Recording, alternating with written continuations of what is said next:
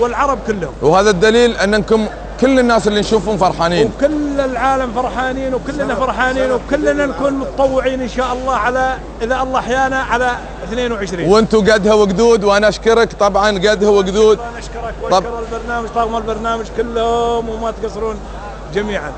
بيض الله وجهك. طبعا هذا الامل في كل اخواننا اللي موجودين على هالارض الطيبه، هذا الامل في عيالنا ان شاء الله اللي راح تكون اعمارهم يعني تاهلهم انهم يشاركون في هذا المونديال. طبعا انتهت فقرة اليوم، وسامحوني مشاهدينا طبعا ان ما قدرنا ننقل يعني العدد الكبير بحكم ان في بعض المحلات اصحابها مش موجوده. انتهت فقرتي، ارجع للزميله شيماء في الاستديو.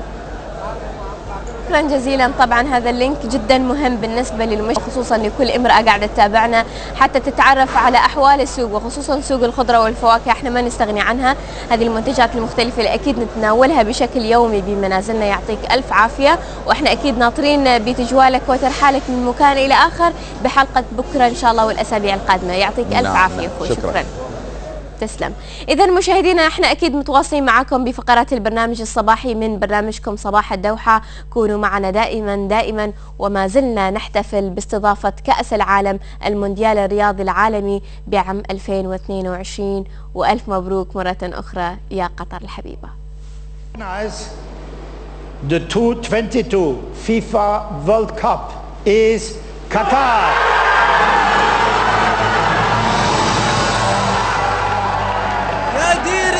يا ثرى ربعي وجداني، دار الوفا والولا والدين والعفة، الحكم ما هو يليق الا لابن ثاني، اللي خريطة قطر خلقت على كفة. يا ديرتي يا ثرى ربعي وجداني، دار الوفا والولا والدين والعفة، الحكم ما هو يليق إلا لابن ثاني.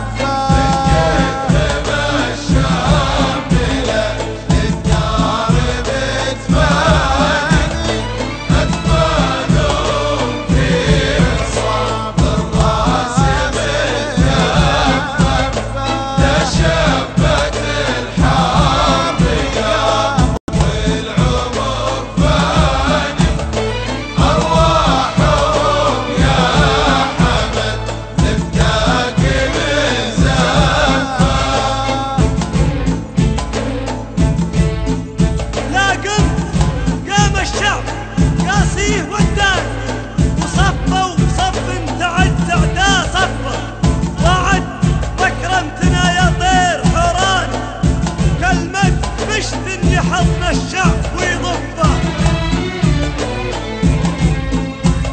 لقمت قام الشعب قصيه وداني وصفه وبصف انتعب سعداك من صفه وعدت واكرمتنا يا طير حوراني كلمتك بشتني حاضن الشعب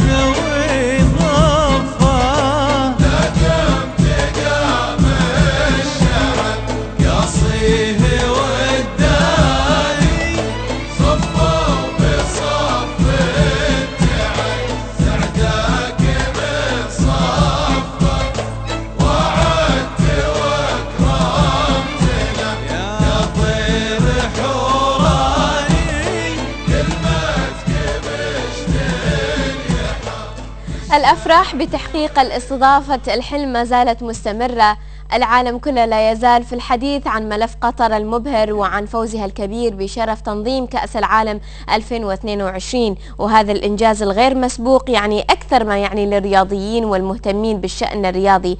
باسمكم مشاهدينا يسرنا أن نستقبل الشيخ ناصر بن حسن الثاني رئيس جهاز الكرة بنادي الوكرة. أهلا وسهلا وصباح الخير. أهلا صباح الخير. حياك الله. الأنوار، وإن شاء الله بنكون معاكم ضيوف أخفاء. في البداية باسمي باسم إخواني الرياضيين نتقدم بحر التهاني والتبريكات إلى مقام حضرة صاحب السمو أمير البلاد المفدى الشيخ حمد بن خليفة ولولي عهده الأمين ولسمو الشيخة موزة بتناصر المسند حفظهم الله، يعني والشيخ وسعادة الشيخ محمد أخوي الشيخ محمد بن حمد رئيس الملف وأعضاء وأخوانا أعضاء حسن الذوادي والأخوان كلهم. الفرحة اللي استقبلناها احنا كرياضيين، يعني خصنا احنا كرياضيين، هذه فرحة كبيرة وراح تظل يعني من 2 ديسمبر ان شاء الله لين اخر صفارة في نهاية كأس العالم. الشيخ احنا راح نتكلم عن التهاني الكثيرة اللي راح توجهها وراح نسمعها من حضرتك. اسمح لي ايضا ان ارحب بضيف حلقتنا لليوم الاعلامي استاذ صابر الغراوي الصحفي في القسم الرياضي لجريدة الراية. وصباح الخير وكل عام وانت بألف خير ان شاء الله. صباح الخير يا شيماء. اهلا وسهلا فيكم، احنا كثير سعيدين بتواجدكم معنا. بداية قبل ما نبتدي بالحديث عن هذا الموضوع انا راح اترك لكم مني مثل ما هنا الشيخ اكيد حابين نسمع تهنئتك استاذ صابر. انا في البداية طبعا الشيخ ما شاء الله عليه ما سابليش حاجة اقولها يعني، بس انا عايز شيماء في البداية اقول ان الشارع القطري او الشارع الرياضي القطري تحديدا بيعيش فرحة اقل ما يمكن ان نصفه بها انها فرحة عمر. الشارع الرياضي تفاعل بشكل كبير جدا وبكل اطيافه وبكل انتماءاته مع الحدث. الشارع العربي بشكل عام استقبل الحدث بفرحه عارمه. الحقيقه احنا كاعلاميين كمان تابعنا الحدث في كل انحاء الوطن العربي، لمسنا مدى الفرحه اللي عاشها العرب عموما. الحمد لله. وكمان ابتدينا نتابع في الايام اللي فاتت عقب الاعلان عن فوز قطر بشرف تنظيم من نهائيات كاس العالم 2022 الاصداء العالميه بشكل عام وليست فقط الاصداء العربيه. شفنا مدى في البدايه الاصداء كانت فيها شيء من الصدمه لبعض الدول المنافسه، ولكن هذه الصدمه تحولت بعد مرور الوقت الى شيء من الاعجاب، وابتدت وكالات الانباء والسمع والفضائيات العالميه تتحدث باعجاب عن الخطوه الهائله التي خطتها قطر في طريق الرياضه عموما. هناك خطوات كثيره سوف نتحدث عنها ومشاريع كثيره سوف نتناقش حولها خلال حلقتنا لليوم. الشيخ بما انه هذه المناسبه افرحت اللي ما لهم خص بالرياضه، يعني ما لهم يعني الناس المهتمين بالتعليم، الناس المهتمين بالثقافه بالصحه، فرحانين بهذه المناسبه بشكل كبير. ولكن انتم كاختصاص لهذا الموضوع رياضيين لكره، ماذا تعني لكم فوز قطر بملف مونديال 2022؟ يعني تعني شيء الكثير، يعني بس يعني هذا عرس كل رياضي. نعم. يعني ما في بطولة أكبر من كأس العالم. نعم. فهذا شيء يعني عيد الرياضيين. فالحمد لله يعني بدال احنا ما نروح حق الدول الأخرى نحتفل عندهم، راح يحتفلون عندنا بعيدنا، يعني في قطر الحبيب. فهذا يعني يتطلب جهد كبير. احنا اليوم الحمد لله بفضل من الله توفيق منه يعني خذنا الاستضافة الحين يبدا العمل مثل ما قال اخوي الشيخ محمد، يعني إن العمل يبدا من الحين. فان شاء الله طبعا احنا كانديه هناك الانديه تتحمل مسؤوليه كبيره في تغذيه المنتخب، في العمل، وضع خطه يعني الوصول الى يعني اعلى المستويات سواء من لعيبه مواطنين من المنتخب. فهذا راح يمثلنا في وين؟ في بلدنا، في اغلى بطوله في العالم. فان شاء الله يعني ان هناك اكيد اتحاد القدم بقياده الشيخ حمد بن خليفه رئيس الاتحاد، هناك وضع خطه للعمل للوصول بالمنتخب الى افضل من ما كان يعني ان شاء الله. واكيد هناك راح تكون مشاريع كثيره يوم ورا يوم اكيد راح نعرف عنها سنه وسنه بنفس الوقت. بالنسبه للاستاذ صابر، يعني احنا كاعلاميين وانتم يعني اول موجودين بهذا الحدث اول ما تم الاعلان عن هذا الموضوع، برايك ايش هو المختلف والمتميز لقطر يعني قبل وبعد استضافتها لكأس العالم؟ ايش هو المميز كرياضيين كصحفيين لهذا الموضوع؟ شو رأيك؟ يعني اول حاجة الشيء اللي كان مميز واللي كان ملفت ان احنا ما نمناش تقريبا، يعني خدنا يومين ثلاثة عقب تستاهل قطر ان ما ننام. تستاهل طبعا، تستاهل، واحنا كنا سعيدين بالحدث وعندنا استعداد ان احنا ممكن ما ننامش كمان ايام وايام سبيل ان احنا نشوف الفرحة ديت في عيون الناس. المختلف على الورق ان احنا حاولنا في خلال الفتره كنا مركزين بشكل كبير ان احنا ننقل فرحه الناس. الحقيقه تجولنا على الكورنيش، شفنا الاحتفالات عندنا في الجريده، شهدت حضور غير عادي من كل الاطياف، الناس جايه عايزه تهني وتبارك. ده الجزء اللي بيخص الشارع القطري والشارع الرياضي بشكل خاص. الجزء اللي بيخص بمهنيتنا احنا كاعلاميين، كنا حريصين ان احنا نرصد ردود الافعال في الشارع الرياضي، وليست على سبيل الاحتفالات فقط، ولكن الرياضي بشكل عام والخطط المستقبليه، ونرصد ردود الافعال العالميه ايضا، لان احنا الحقيقه كنا بنعاني يا شيماء في الفتره اللي هي سبقت المونديال من ردود فعل فيها شيء من الاستهجان لفكره ترشح قطر لاستضافه نهائيات كاس العالم. يمكن الشيخ محمد بن حمد قال شيء في حديثه عقب الفوز، قال بعض وسائل الاعلام تعاملت مع ترشح قطر على انه نكته. ده كان واقع بالفعل في صحف كتيره ووسائل اعلام كتيره، بس الحمد لله يعني الان باستضافه قطر وفوز قطر بهذا الملف كان دليل كبير ونجاح كبير، واتوقع انه مش تحدي عادي، يعني اتوقع راح يغطي على كل المقولات اللي سمعناها، ان كان من الجرائد او ان كان من حتى القنوات المختلفه. فانا اتوقع انه فوز قطر بهذا الملف يعطي دليل كبير انه قطر قادره على عمل اكثر من استضافه كاس مونديال 2022. شيخ ناصر، ايضا انا اتوقع انه تنظيم كاس العالم اتوقع في قوه كذا ودفع كبير للانديه الرياضيه بقطر، انها شوي تترقى بشكل اكبر، يكون فيها مشاريع كبيره تواكب هذا الحدث الرياضي المهم. فماذا سوف تعملون جاهدين لمواكبه كأس العالم، مو كأس الخليج ولا آسيا، كأس العالم؟ طبعا أكيد، يعني اللجنة المنظمة هي عاملة الملاعب في ملاعب العالم، يعني لها مقاييس في الاتحاد الدولي، ففي هناك يمكن تقريبا ما يقارب 12 ملعب بيتنفذ المشروع، بيبدأ فيهم إن شاء الله في القريب العاجل.